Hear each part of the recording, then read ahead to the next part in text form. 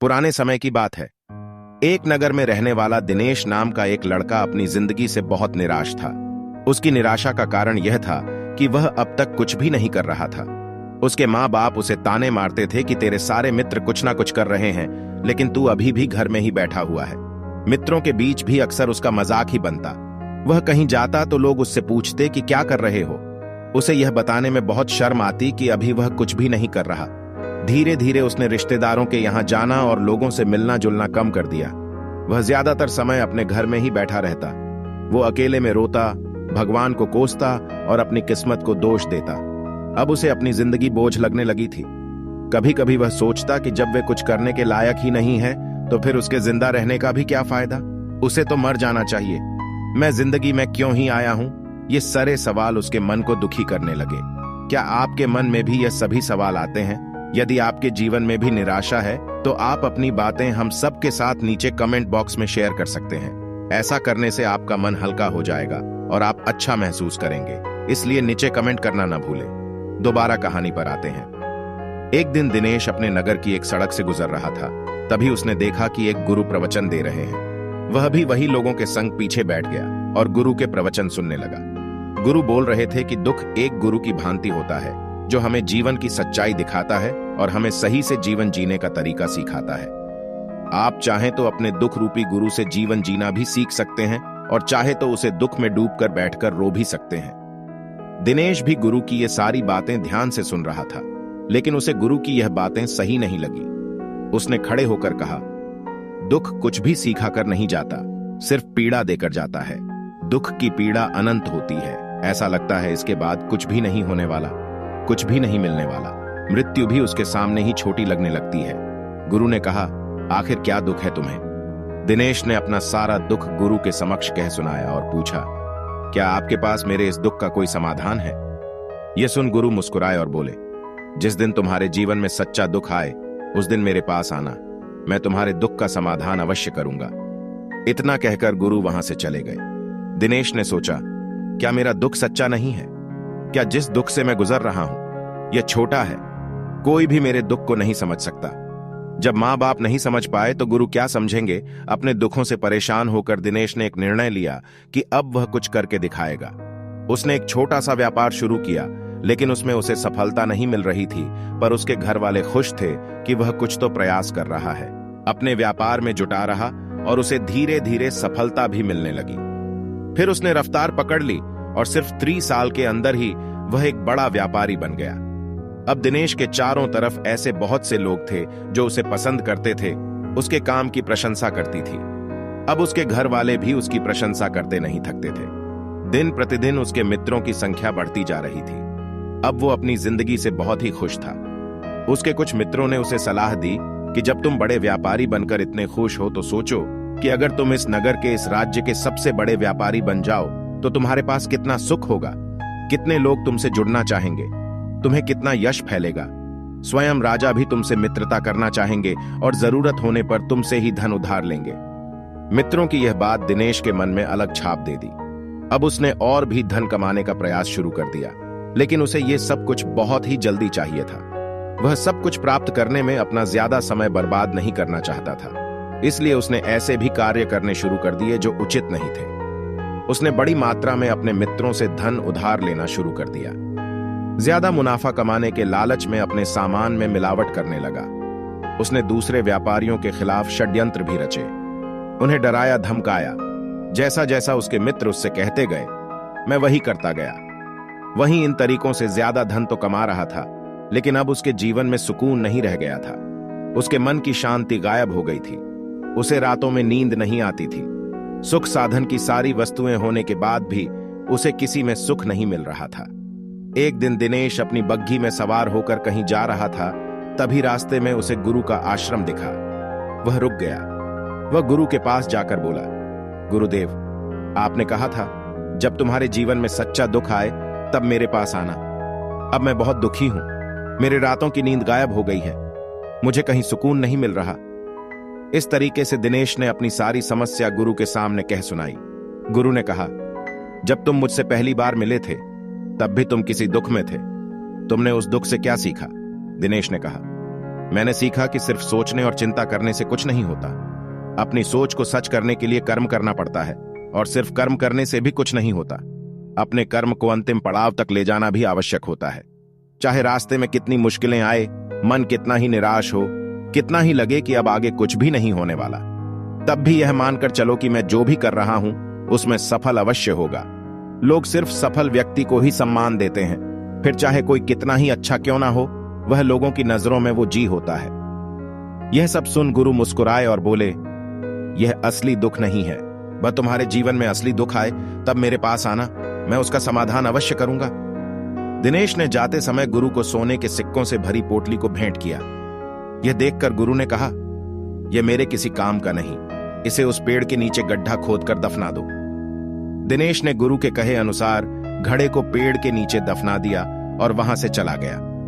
कुछ दिनों तक तो व्यापार अच्छी तरक्की कर रहा था, लेकिन गलत व्यापार की वजह से ही धीरे धीरे उसे व्यापार में घाटा होने लगा।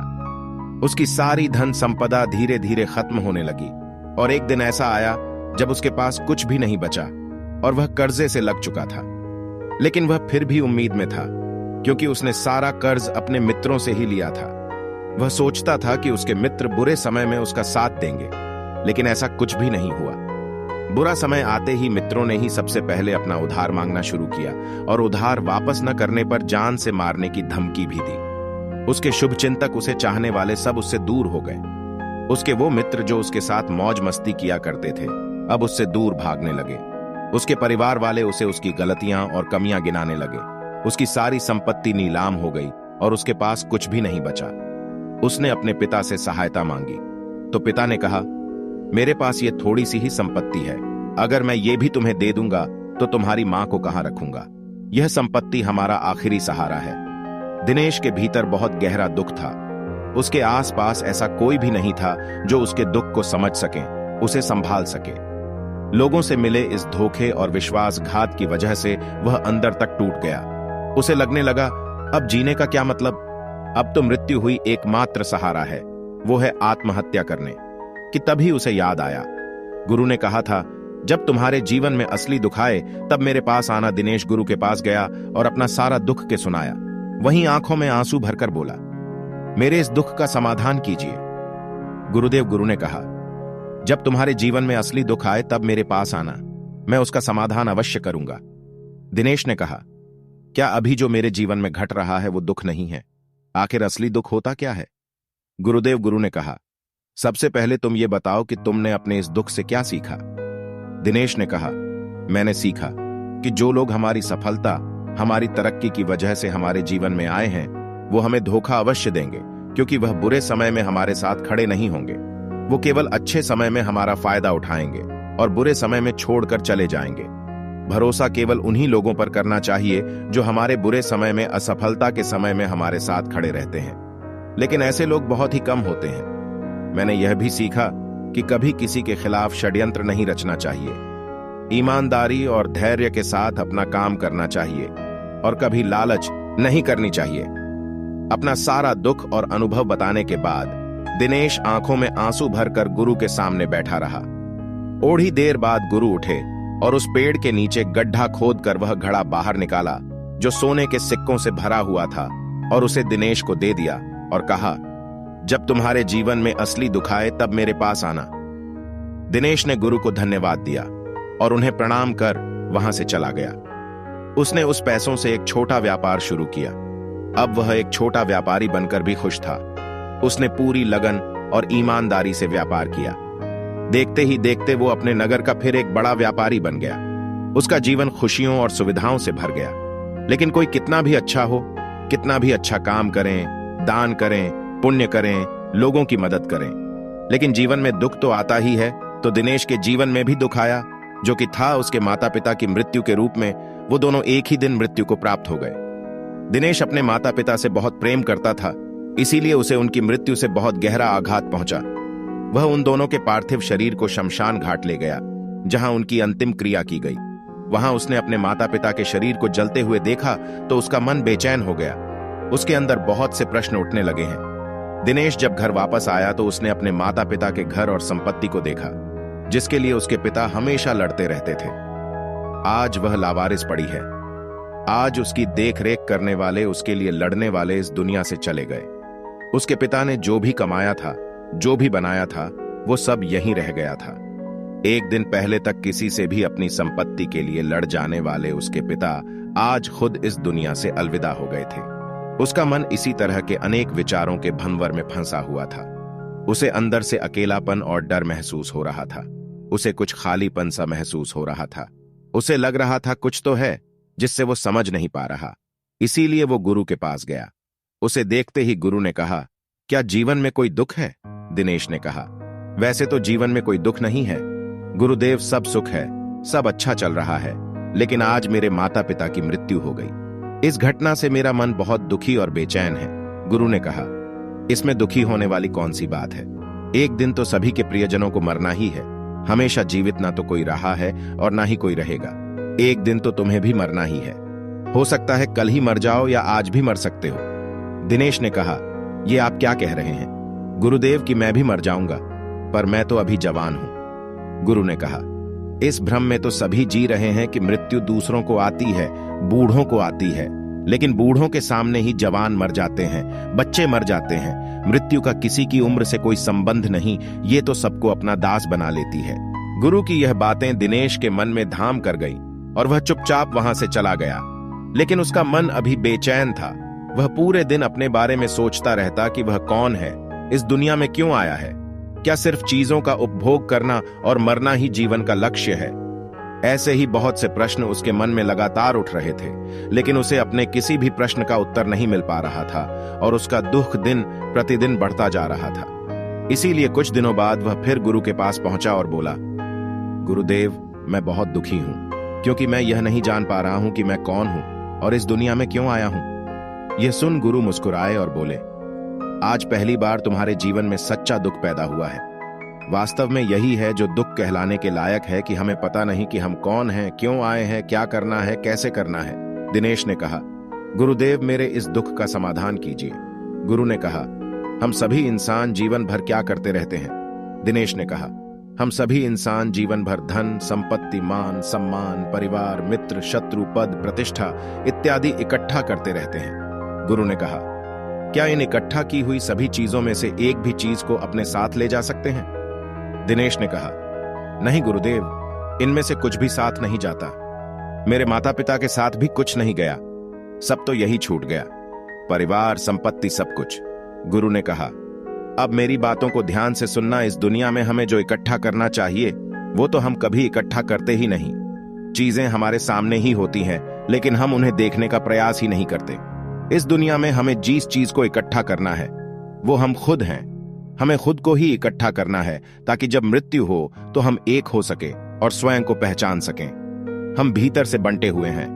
हम बंटे हुए हैं प्रेम में, नफरत में, क्रोध में, जलन में, क्रूरता में, धन में, संपत्ति में, पद में, प्रतिष्ठा में, मान में, पहचान में, धर्म में, जाति में, ऐसे ही सैकड़ों हजारों चीजों और में हम बंटे हुए हैं। हम टुकड़ों में जीवन जी रहे हैं। इस बंटवारे की वजह से ही हमारी चेतना कभी एक नहीं हो पाती। हमारी चेतना शक्ति बिखर गई है। इसीलिए हमारे पास इतना भी समय नहीं है, इतनी भी ऊर्जा नहीं है कि हम मुड़कर एक बार अपने भीतर देख सकें। वास्तव में जिस धन की कमी, सुविधाओं की कमी, मान सम्मान की कमी को लोग दुख समझते हैं और जीवन भर उसे दुख बोलकर रोते रहते हैं और उनका समाधान खोजने का प्रयास करते रहते हैं, उन्हें उसका समाधान कभी मिलेगा ही नहीं, क्योंकि जिन्हें लोग दुख कहते हैं वो असली दुख है ही नहीं। वो तो सिर्फ इंसान की चाहत है, उसकी इच्छा है जिसकी पूर्ति कभी नहीं की जा सकती। इसीलिए यहां व्यक्ति को ऐसे दुखों का कभी समाधान मिला ही नहीं। इसीलिए इन सब के ऊपर अगर अपने दुखों का परम समाधान चाहिए तो सबसे पहले अपने आप को इकट्ठा करो, अपनी ऊर्जा को इस संसार से वापस खींचो और एकत्रित करो। अपने ऊपर ध्यान दो, खुद पर ध्यान लगाओ। मित्रों से पहले अपने आप को पहचान लो, ऐसे ही बिखरे हुए मत चलो। दिनेश ने कहा, तो क्या गुरुदेव हमें यह संसार छोड़ देना चाहिए? अपनी सभी इच्छाओं को मार देना चाहिए? किसी से प्रेम नहीं करना चाहिए? धन संपत्ति नहीं इकट्ठा करनी चाहिए? मान सम्मान की आशा छोड़ देनी चाहिए? गुरु ने कहा, एक बिखरे हुए मनुष्य के अंदर से कामनाएं, इच्छाएं और वासनाएं ऐसे ही निकलती हैं जैसे पहाड़ से कोई पत्थर गिर रहा हो जिस पर पहाड़ का कोई नियंत्रण नहीं है। सिवाय देखने, परेशान होने और कुछ खोने के। इसी प्रकार एक बिखरे हुए मनुष्य की इच्छाएं अनियंत्रित और दुखदायी होती हैं। उसका अनियंत्रित मन कुछ भी इच्छाएं और कल्पनाएं करता रहता है और दुखी होता रहता है। लेकिन जब व्यक्ति एकत्रित हो जाता है तो वह जो भी करता है सब उसके नियंत्रण में रहता है। सभी इच्छाएं भी उसकी इच्छा से निकलती हैं। दिनेश ने कहा, गुरुदेव, आपने मेरे सच्चे दुख का समाधान कर दिया। आपका बहुत बहुत धन्यवाद। आपसे मैं खुद को एकत्रित करने का प्रयास करूंगा। गुरु ने कहा, मानव शरीर में बहुत ऊर्जा है, बहुत शक्ति है, पर यह बेकार के कामों में बंट कर रह गई है। यह ऐसा ही है जैसे कि एक अत्यंत शक्तिशाली मशीन किसी बच्चे के हाथों में दे दी गई हो और वह बिना सोचे समझे, बिना किसी नियंत्रण और जानकारी के बस इसकी शक्ति को कहीं भी बर्बाद कर रहा हो। इसीलिए अपनी चेतना की शक्ति पर ध्यान दो और इसे एकत्रित करो। दिनेश को अपने प्रश्नों का उत्तर मिल चुका था। उसने गुरु को धन्यवाद किया और चुपचाप वहां से चला गया। दोस्तों, उम्मीद है कि आपको यह कहानी पसंद आई होगी। जाने से पहले चैनल को सब्सक्राइब जरूर करें और वीडियो को लाइक करके ज्यादा से ज्यादा लोगों तक शेयर जरूर करें। आप अपनी कहानी भी हमारे साथ नीचे कमेंट करके जरूर बताएं, जिससे और लोगों को भी जीवन में नई दिशा मिले। धन्यवाद।